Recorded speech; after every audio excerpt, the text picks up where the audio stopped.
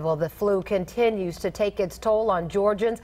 State health officials say 51 Georgians have died from flu complications, including a teenager.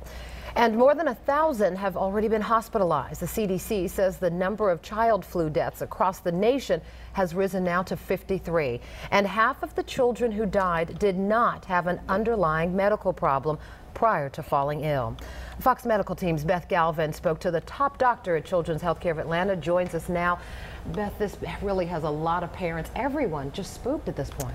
Yeah, Portia, and you can see that concern playing out in Children's 3 emergency departments across the city and their urgent care centers.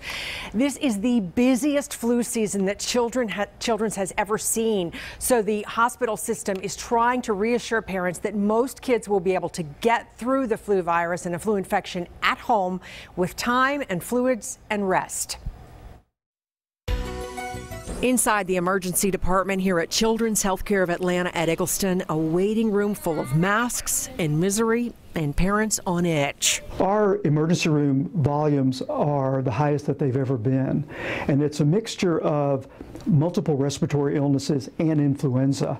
Children's 3 emergency departments are so packed right now, rather than bring our crew in and add 2 more people to the mix, Children's shot this video for us. Dr. Daniel Salinas, Children's chief medical officer, says many parents here are asking the same question. If my child gets influenza, are they going to get severely ill? And I think it's caused a panic in families. So the country's largest pediatric health system is trying to reassure parents that they can handle it, even if their child does catch the flu.